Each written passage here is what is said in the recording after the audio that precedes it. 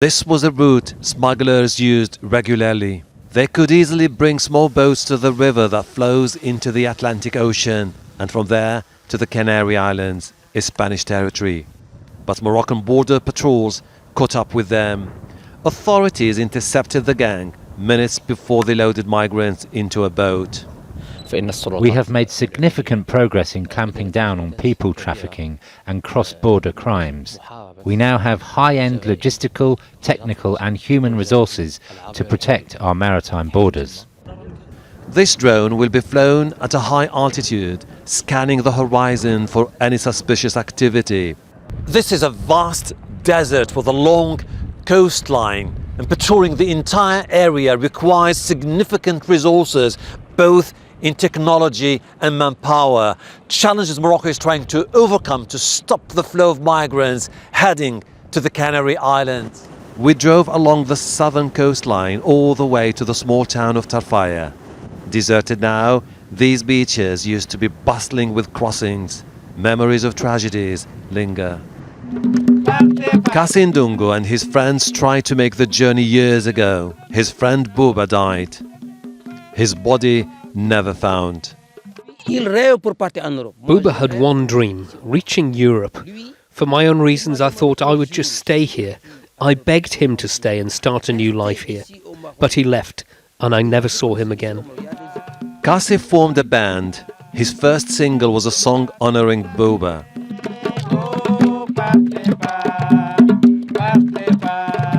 Aminata says she is still traumatized by what she witnessed trying to reach the Canary Islands. There are huge risks in the crossing. I saw hundreds of people who lost their lives. I know one lady lost her 2 children when their boat capsized. I know another who lost her mother. When I see them, I feel so sad for them. At night, we rejoin the patrols.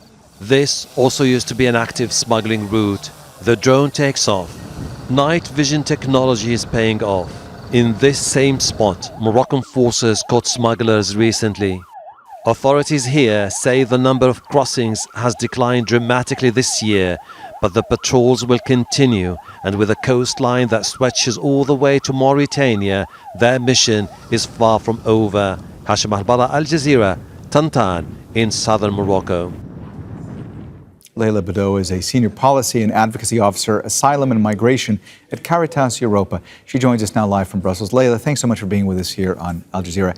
The migration pact that the EU signed in 2024 is meant to go into effect in 2026.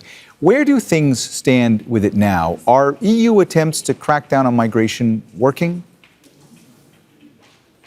What we witnessed last week is an agreement between member states to facilitate the transfer of asylum seekers who arrive in the EU to non-EU countries, for instance, the countries of transit or even the countries where the person has not even set a foot, so that the asylum application would be analyzed outside of the EU. So this is an increasing trend to externalize the asylum responsibility of the EU outside of Europe.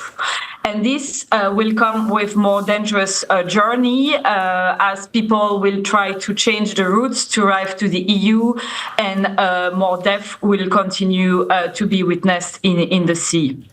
Leila, in Hashem Ahelbarra's report that we played just a moment ago, we saw how EU migration policy and money is impacting migrants in North Africa. Talk us through where this money is going. Are people simply finding alternative routes? Is that happening as well? Yes, so we see an increasing trend to try to reduce access to the EU and also increase returns of migrants and asylum seekers outside of Europe. And to do so, EU member states are trying to have agreements and partnership with other countries like Egypt, Tunisia, Morocco, but also Uganda, so that these countries take responsibility for migrants and asylum seekers and also facilitate the return of these people. But of course, because the protection needs continue to increase due to war and conflict in the world, people will continue to try to reach to the EU, also to reunite with family members. So the routes are just changing, but people will not stop trying to reach the EU. Also because we see that there is less and less safe pathway to arrive safely to the EU. All right, Leila Bodeux, Senior Policy and Advocacy Officer, Asylum and Migration at Caritas Europa. Thanks so much for joining us here on Al Jazeera. We appreciate getting your perspective. Thank you. Don't miss out. Get the full picture. Subscribe to Al Jazeera for reliable news and expert insights. Like, share, stay ahead.